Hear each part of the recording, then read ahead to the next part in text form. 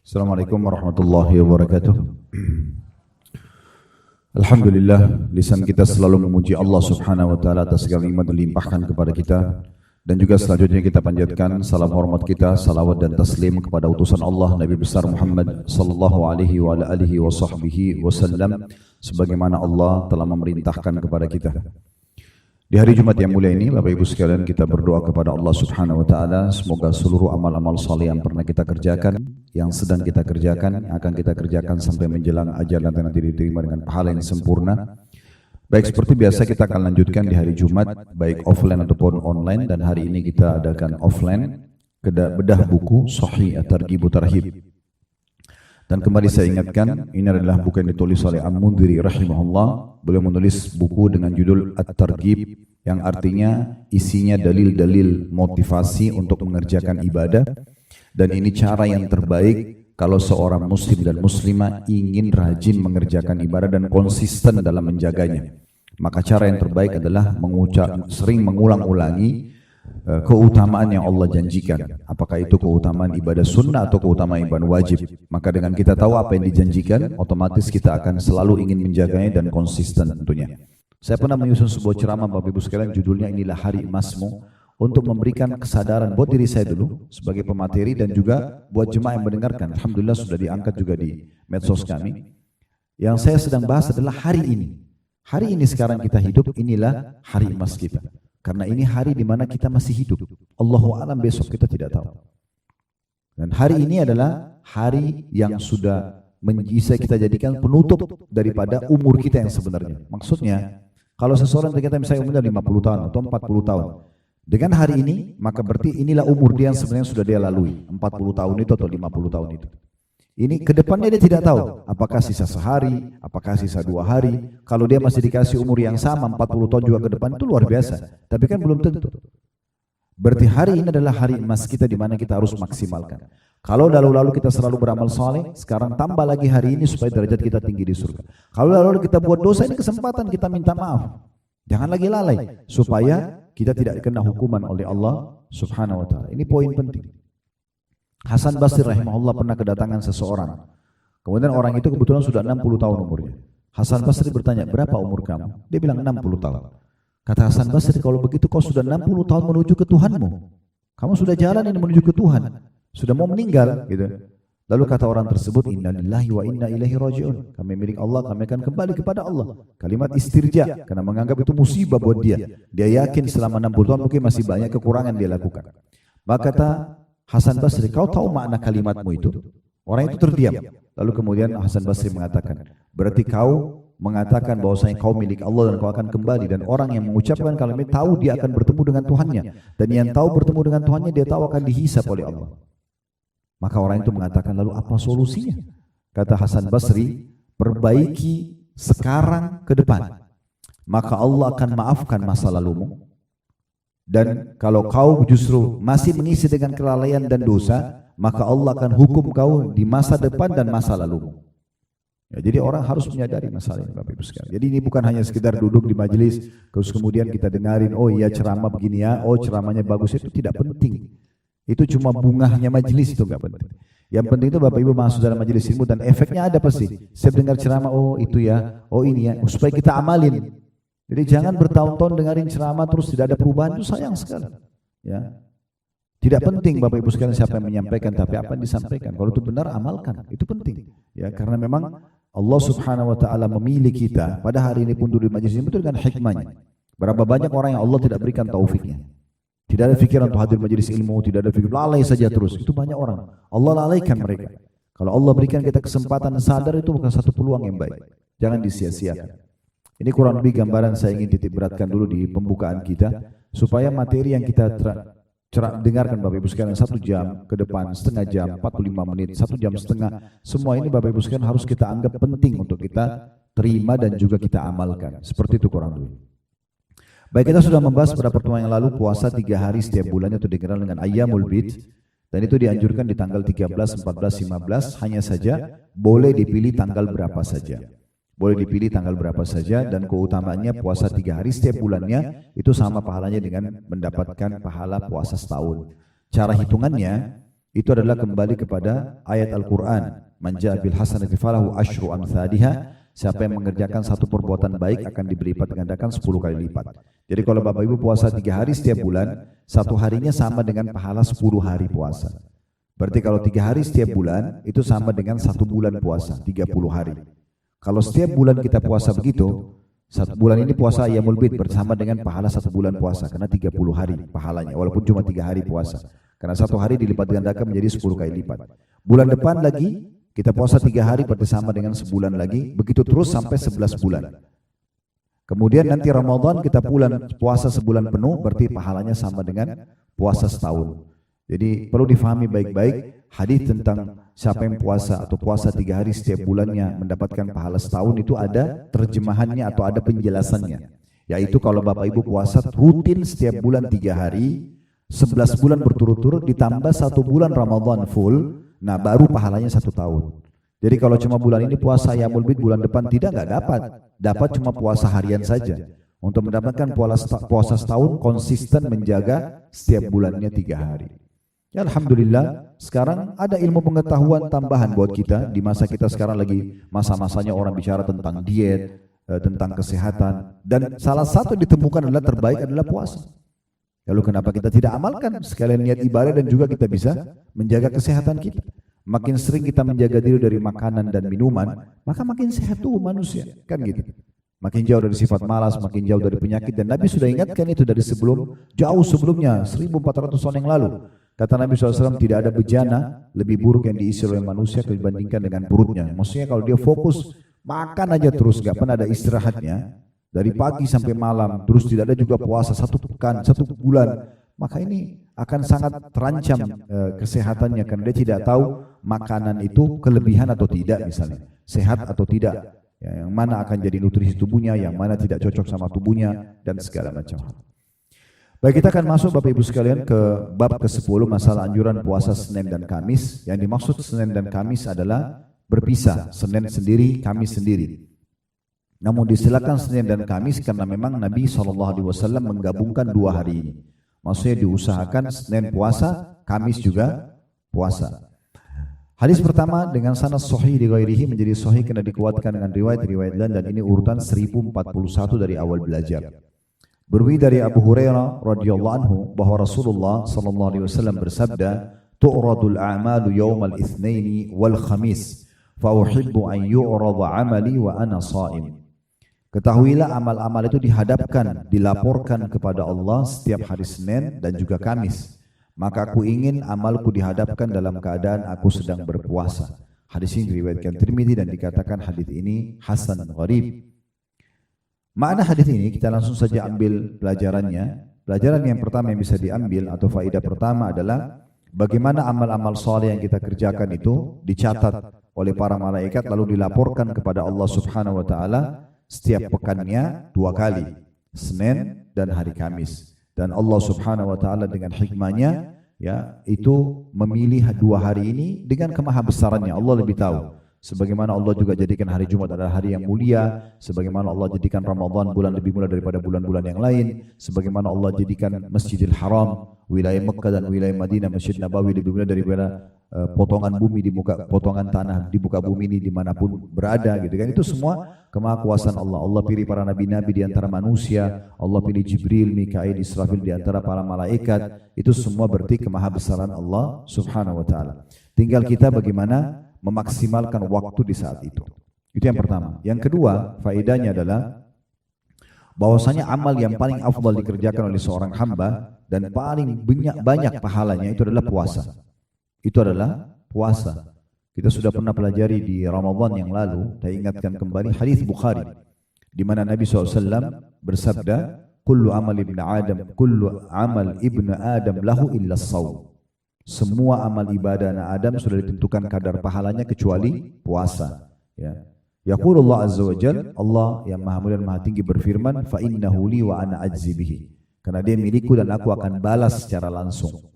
Dalam riwayat lain kata Nabi SAW, "Kullu amal ibnu Adam lahu al-hasanatu bi asyri amsalha illa as-shaum." Sesungguhnya semua amal ibadah anak Adam sudah ditentukan kadar pahalanya 10 sampai 700 kali lipat, tergantung kadar keikhlasan dan bagaimana dia mengemas ibadah itu. Ya. Kecuali puasa, kata Allah, karena itu milikku dan aku akan balas langsung. Dia meninggalkan syahwatnya, makanannya, minumannya karena aku. Dan bagi orang yang puasa mendapatkan dua kegembiraan. Kegembiraan pada saat dia buka puasa dan kegembiraan pada saat dia bertemu dengan Tuhannya nanti, karena gembira mendapatkan besarnya pahala puasa itu sendiri.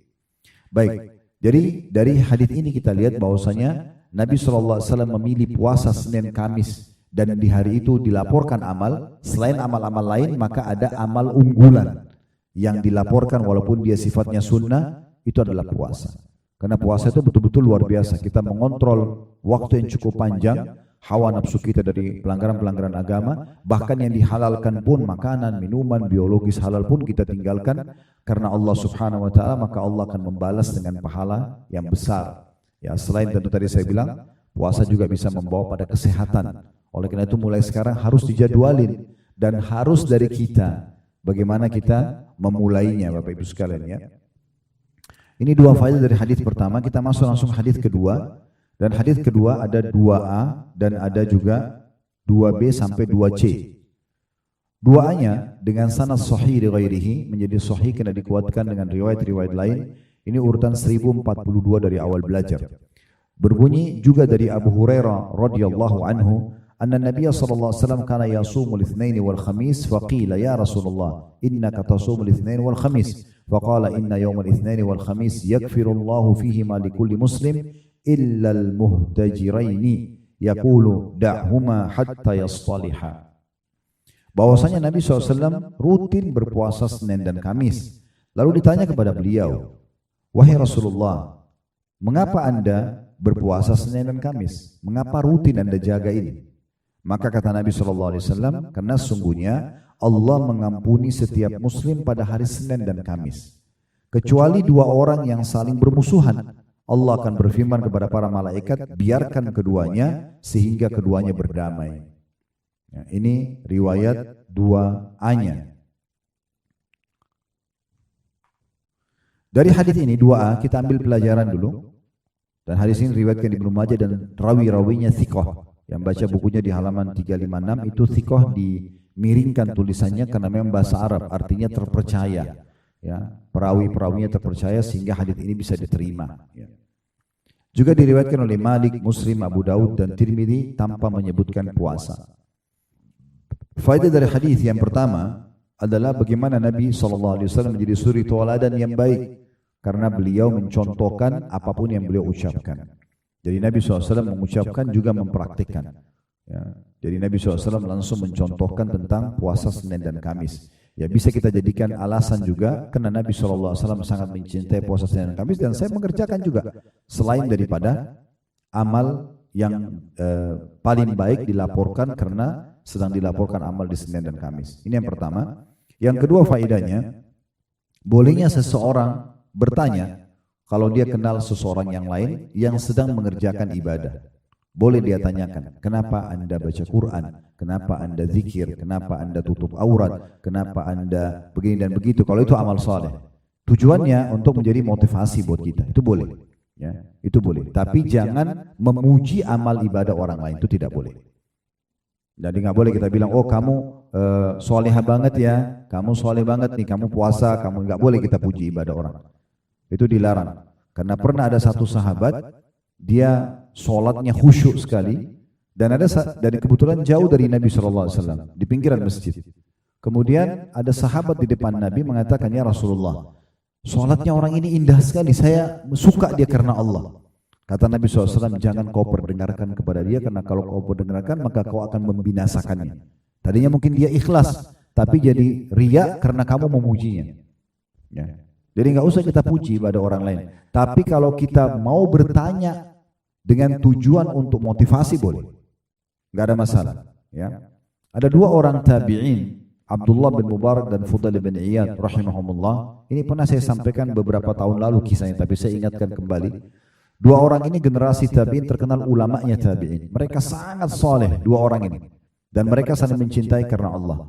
Nah, salah satu yang mereka kerjakan berdua ini, mereka sepakat sholat subuh di satu masjid, dan mereka nanti duhur, asar, maghrib bisa masjid. Nanti isya mereka ketemu lagi di satu masjid, sudah janjian. Tujuannya Nanti di sholat duhur, sholat asar, sholat maghrib ini si Abdullah bin Mubarak dan Fudail bin Iyad di beda masjid, mereka cari habis salam, habis zikir, habis sholat ba'diyah, siapa kira-kira orang di masjid yang masih tinggal. Dan kemudian apa yang sedang dikerjakan. Misalnya di pojok sana ada orang lama sekali berdoa. Dia tunggu selesai, ditanya sama dia, apa yang motivasi kamu mau berdoa? Nah, gitu. Ada orang di sana baca Quran, dia datang, kenapa kau mau baca Quran? Begitu aja kerjanya itu tiap hari. Tapi ini tidak mengambil waktu lama, hanya selepas sholat saja. Beberapa waktu itu aktivitas umumnya. Nanti Isya mereka ketemu, lalu mereka berbagi pengalaman. Lalu mereka tadi saya ketemu orang begini loh, tadi saya ketemu orang begitu. Hanya untuk menambah keimanan mereka saja. Hanya untuk memotivasi diri mereka agar rajin beribadah. Dan ini satu hal yang positif yang bisa kita kerjakan ya.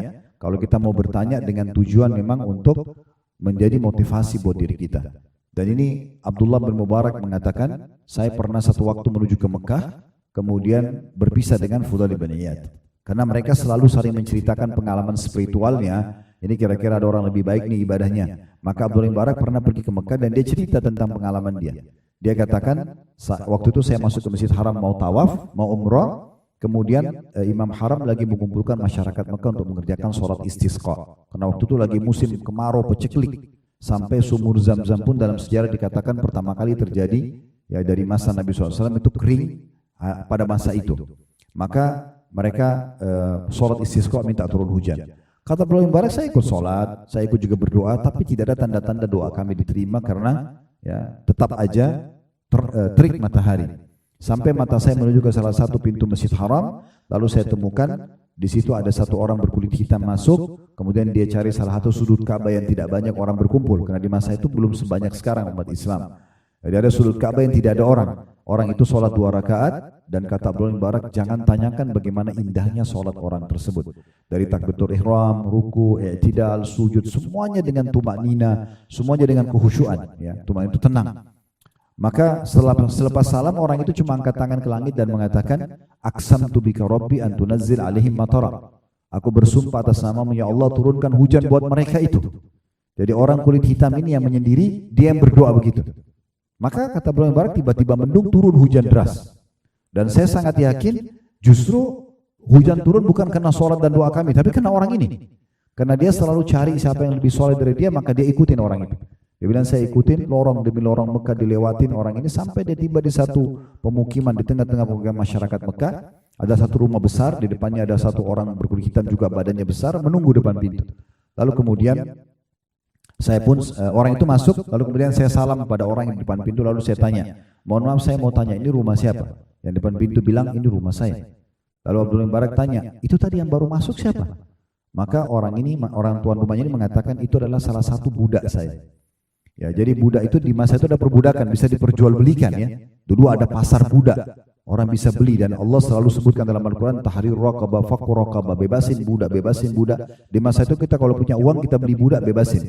Kita bilang kau bebas karena Allah, itu ada pahala sendiri. Seperti Bilal dibebaskan oleh Abu Bakar, maka semua ibadah Bilal dipanen pahalanya oleh Abu Bakar karena dia yang bebasin, itu contohnya. Maka Abdul Mubarak tanpa penasaran, dia bilang, itu budak Anda? Dia bilang, ya. Saya ingin tanya lagi, boleh nggak? Boleh. Bagaimana ibadahnya orang ini? Maka kata majikannya, jangan Anda tanyakan ibadahnya orang ini. Luar biasa. Orang ini kalau pagi sampai menjelang malam kasih hak saya sebagai majikannya. Gak pernah berkeluh kesah, dia kerja maksimal. Pokoknya dia pegawai terbaik. Malam hari gak pernah ketinggalan sholat malam. Selalu memberikan hak Tuhannya, gitu kan? Dan yang luar biasa kata majikannya, saya kalau memberikan gaji dia 2 dirham. Ya, kalau kita ibaratkan 1 dirham itu mungkin 10.000 rupiah misalnya, itu cuma 20.000 rupiah. Maka dia menyedekahkan 1 dirhamnya untuk fakir miskin, 1 dirham dipakai buat dia. Maka Abdullah bin Mubarak mengatakan, pantas saja kalau begitu. Kata orang yang punya rumah, kenapa? Dia bilang, enggak apa-apa. Saya mau tanya, boleh enggak saya beli budak itu? Kata yang punya rumah, oh maaf saya enggak bisa jual karena orang ini banyak berkahnya. Ya, karena semenjak dia kerja sama saya jadi berkah segala macam, orang ini ahli ibadah. Kata Abdullah bin Mubarak, saya Abdullah bin Mubarak.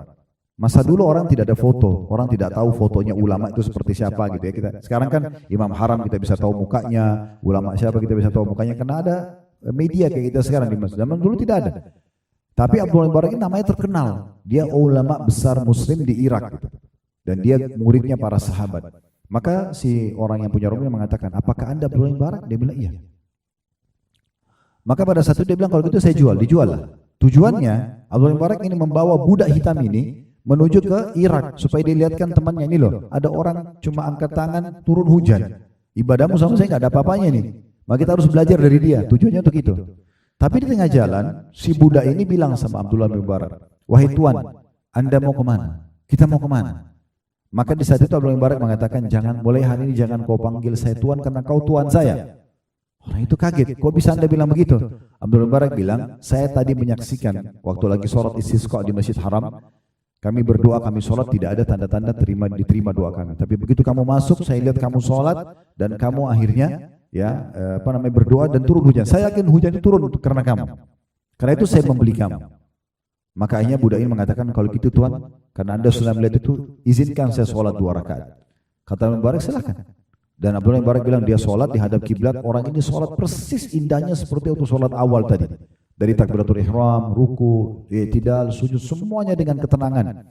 Sampai salam, setelah salam dia cuma mengucapkan 1 kata, dia mengatakan al-an, atau 2 kata al-ana ya Rabb. Maksudnya sekarang hai Tuhanku. Tiba-tiba dia meninggal dunia.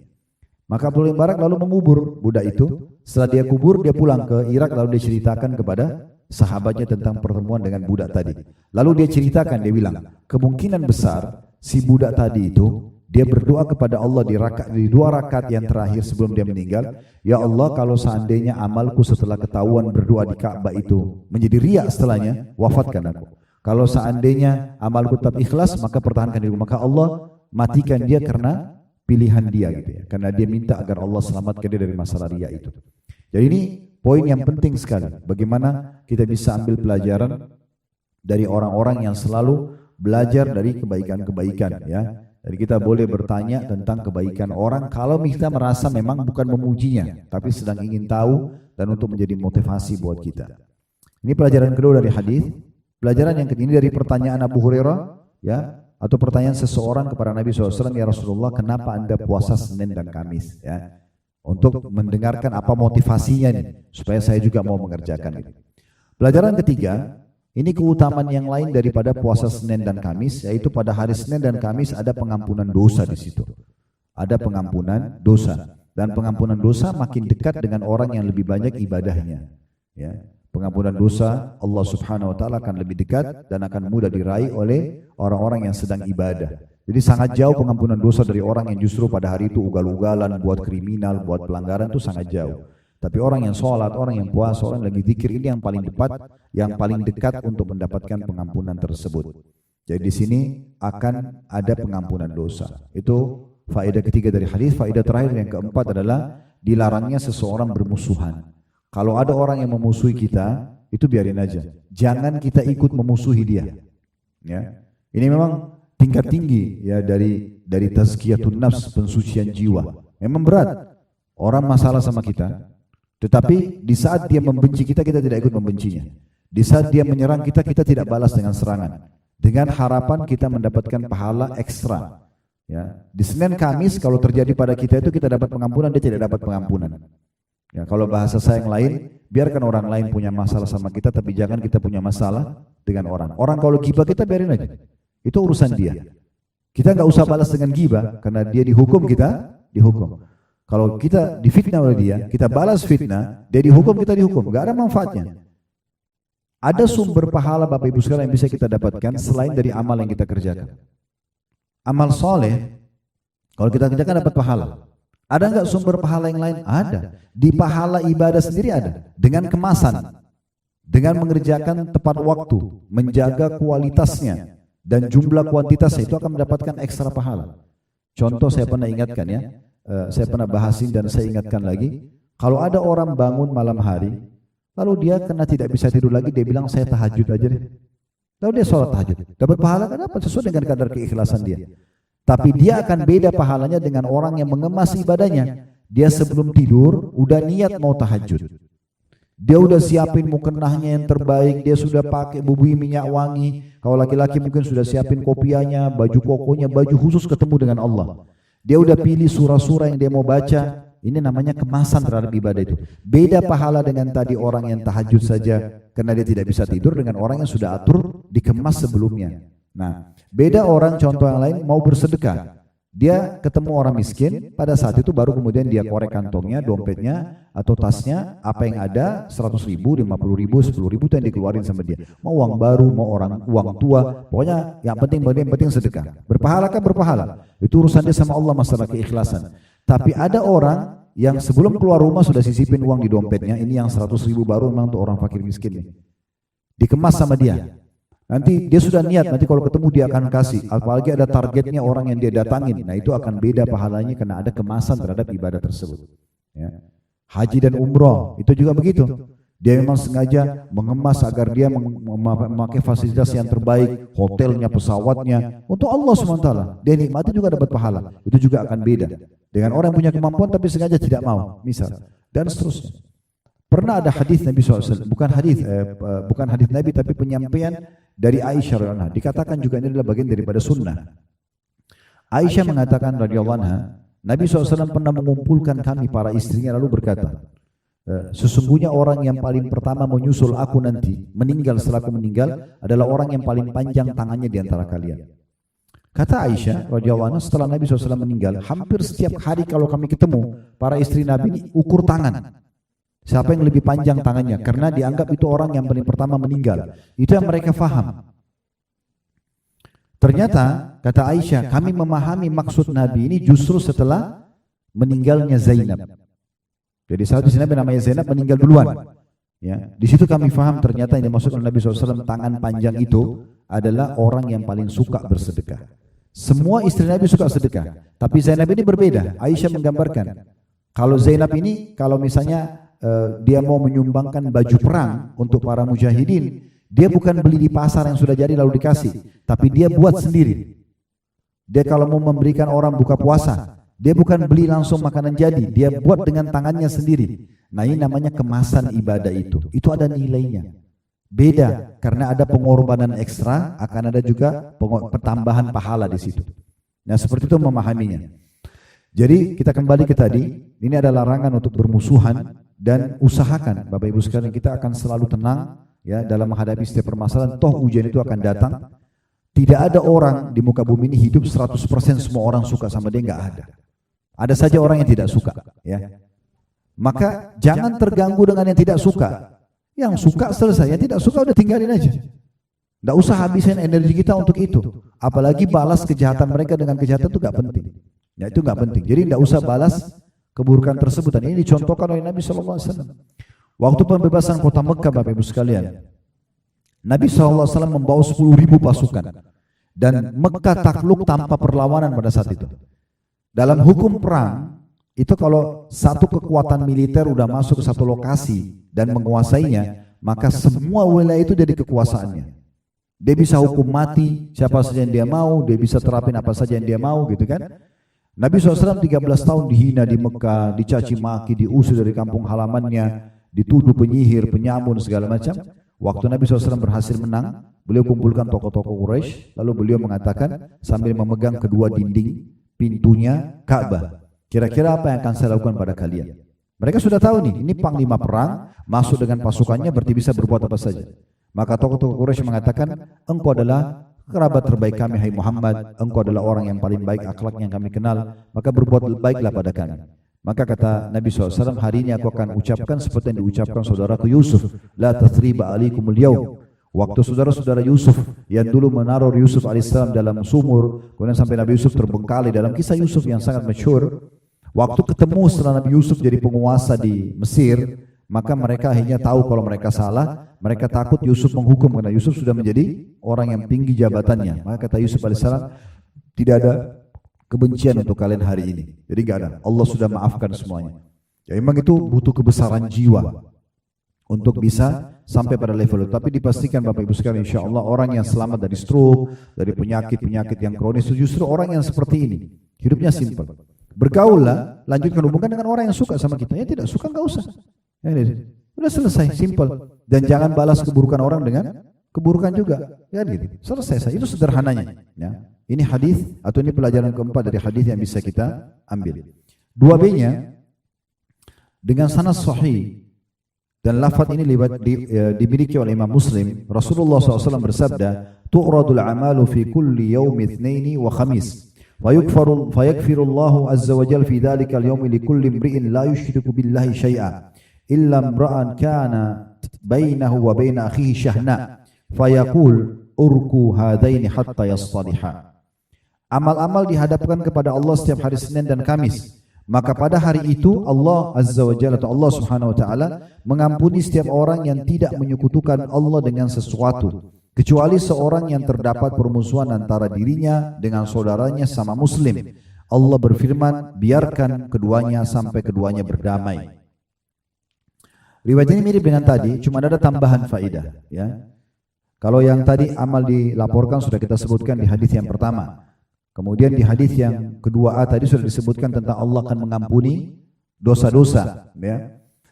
Kemudian juga kecuali orang yang bermusuhan, ini sudah kita jelaskan faedahnya. Sekarang tambahnya adalah potongan sabda Nabi SAW, la yusyrik billahi syai'a. Termasuk orang yang diampuni adalah orang yang tidak berbuat syirik kepada Allah. Apa itu syirik? Menyekutukan, mempartnerkan Allah dengan makhluknya. Kapan ini Bapak Ibu lakukan, maka pengampunan akan gugur. Ya, akan gugur.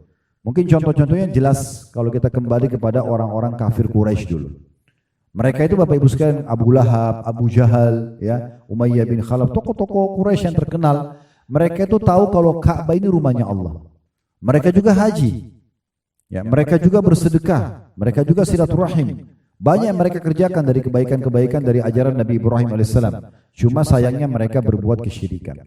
Apa itu? Mereka datangkan patung, lalu mereka anggap patung ini punya kekuatan seperti Allah. Jadi partner. Jadi mereka berdoa sama Allah, mereka tahu tapi mampir juga di patung, minta juga sama patung itu. Makanya namanya menyekutukan Allah. Ini tidak boleh, ini perbuatan syirik kepada Allah SWT. Mungkin di masa kita sekarang seperti orang pakai jimat, ya. Ini bisa menolong dia dari ini dan itu. Nah, ini semua tidak boleh. Makanya kata Nabi SAW, apapun yang digantung di badan dengan niat itu bisa memberi manfaat atau mudarat, maka itu jimat. Ya, dan kata Nabi SAW, man allaka tamim faqad asyrak. Siapa yang menggantungkan jimat maka dia telah berbuat kesyirikan. Ya, dia tidak boleh sama sekali. Ya. Dan di sini tidak disebutkan apakah syirik besar atau syirik kecil.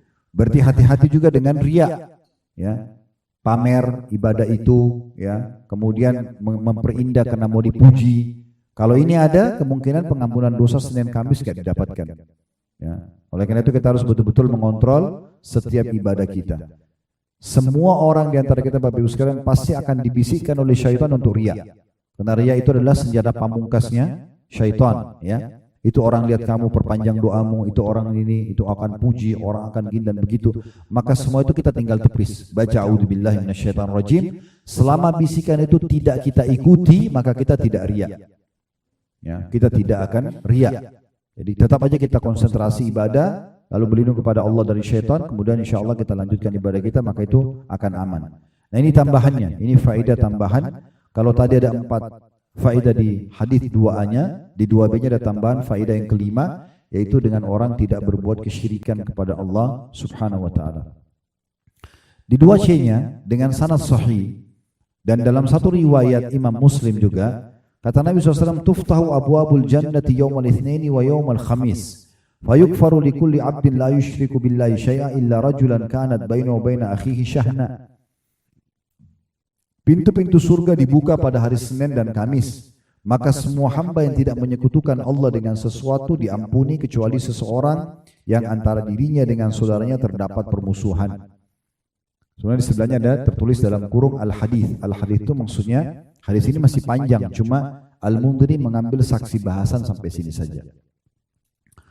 Dari hadis ini ada tambahan faedah ke-6, khusus hadis nomor 2 ya. Karena 2A, 2B, 2C kita anggap ini satu rangkaian hadis, satu urutan ya. Kalau hadis 2A tadi ada 4 faedahnya, hadis ke-2B-nya kita tambah 1 faedah tidak boleh syirik. Kemudian hadis ke-2C-nya ada tambahan 1 lagi, yaitu terbukanya pintu-pintu surga pada hari Senin dan Kamis. Ya, ini bisa bermakna macam-macam ya. Tetapi bisa bermakna secara literal memang pintu surga lagi dibuka.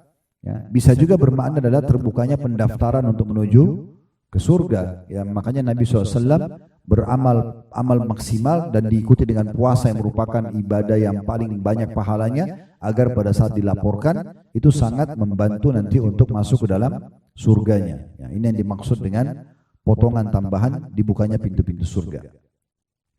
Baik, hadis ketiga dalam bab kita dengan sanad hasan, ini urutan 1043 dari awal belajar berbunyi dari Usama bin Zaid radhiyallahu anhuma. Kita bilang anhuma karena Usama dan Zaid dua-duanya sahabat, ayah dan anak sahabat Nabi.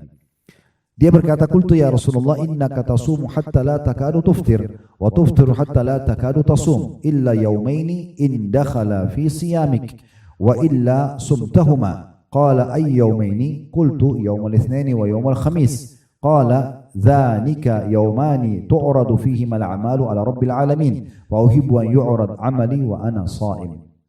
Terjemahannya, kata Usama bin Zaid radhiyallahu anhu, aku berkata, wahai Rasulullah, sungguhnya engkau berpuasa sehingga hampir tidak berbuka, dan engkau berbuka tidak berpuasa sehingga hampir tidak pernah berpuasa, kecuali 2 hari. Keduanya tidak masuk dalam puasamu, kecuali engkau pasti berpuasa pada keduanya.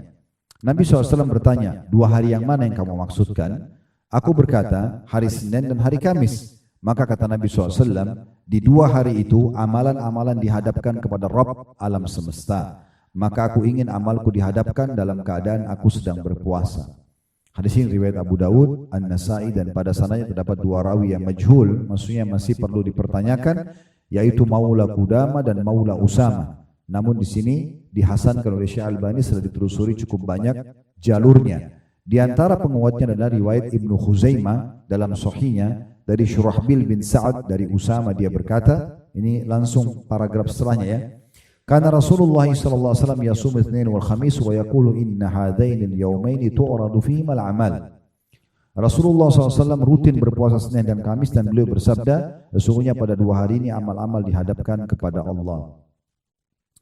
Dari hadis ini kita ada tambahan faedah atau kita ambil faedah yang pertama, pentingnya seseorang untuk bertanya, ya, apapun yang dia belum ketahui ilmunya, dia bertanya. Mirip dengan tadi ada faedah kita ambil ya, bolehnya orang bertanya tentang ibadah seseorang.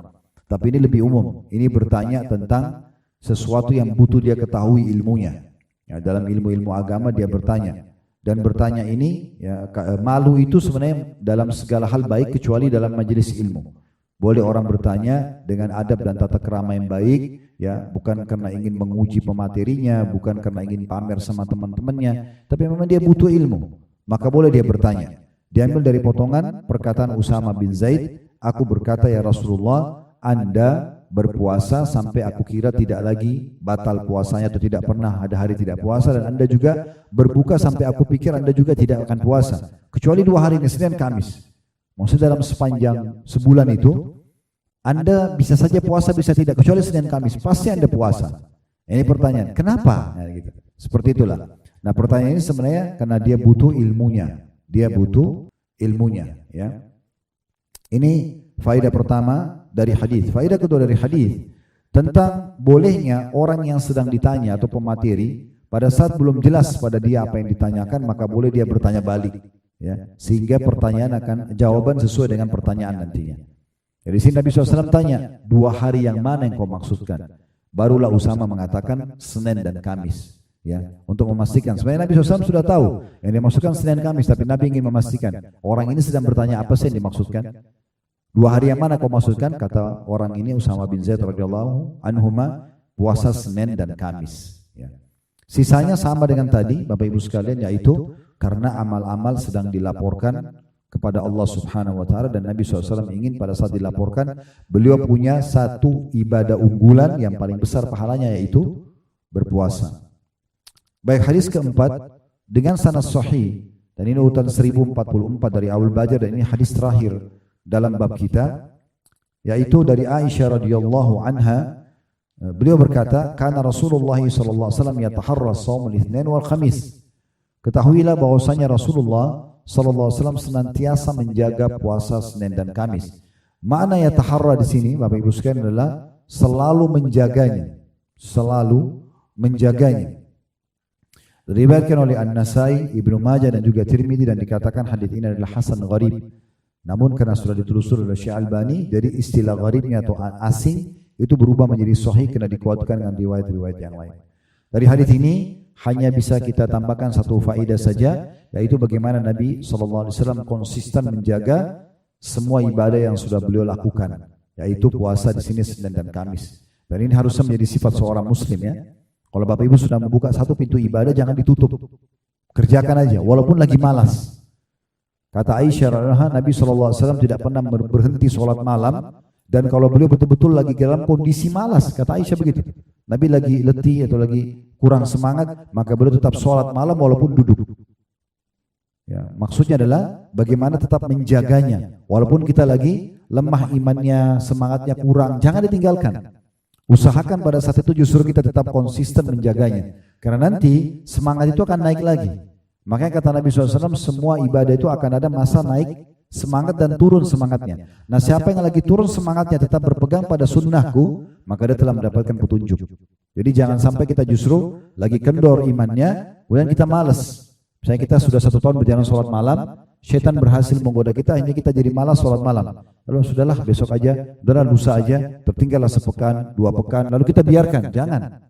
Itu ibarat kita sudah naik tangga keimanan, pas di tangga ke-10 misalnya, syaitan tarik baju kita. Kita turun ke tangga ke-8. Sekarang kita mau naik lagi, atau kita biarin syaitan tarik terus ke bawah. Nah itu poinnya. Jadi kalau kita terus biarkan saja lalai, udahlah nanti aja, udahlah nggak apa-apa, nanti akhirnya syaitan terus menarik kita tuh. Dan perlu digarisbawahi poin penting. Ibadah itu Bapak Ibu sekalian, kalau misalnya satu waktu Bapak Ibu pernah termotivasi kerjakan satu ibadah karena dengar sebuah potongan ceramah tentang neraka misalnya. Lalu kita semangat, oh kayaknya saya nggak mau masuk neraka nih, saya mau ibadah, saya mau tobat.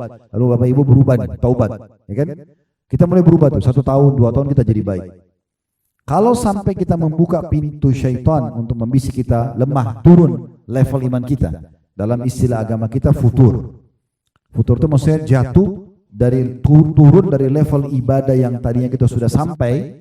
Kita sangat semangat, kadang-kadang kita bisa nangis kalau berdoa, terus kita turun levelnya. Kenapa? Karena kita buka pintu dosa. Ya. Turunlah dia. Nah, untuk kembali ke level iman yang pertama itu butuh pendongkrak yang lebih kuat. Walaupun Bapak Ibu dengarin ceramah yang awal memotivasi kita, itu belum tentu bisa mengembalikan kita ke level itu. Harus butuh pendongkrak yang lebih kuat lagi. Oleh karena itu kalau sudah sampai pada satu level tertentu, jangan turun. Konsisten selalu jaga itu. Selalu dijaga dengan cara tetap komitmen menjaganya. Ya, komitmen menjaga sambil berdoa kepada Allah Subhanahu wa taala. Ingat selalu saya bahasakan untuk istiqomah jaga 4 hal. Ya, yang pertama majelis ilmu. Tujuan duduk seperti ini untuk menambah iman kita. Iman itu akan datang dengan ilmu. Gak bisa, iman tidak ada kalau tanpa ilmu. Duduk begini nanti akan bertambah imannya. Ilmu dulu, kemudian datang iman. Iman ini kalau datang pada orang sudah berubah. Orang bodoh jadi pintar, orang penakut jadi pemberani, orang pelit jadi dermawan. Itu iman mengubah semuanya. Dan kita akan terdongkrak untuk mengerjakan amal saleh dan meninggalkan perbuatan dosa. Maka harus betul-betul kita jaga ini, komitmen gitu ya. Kalau tidak bisa dan harus dari kita keputusannya. Nah ini poin penting.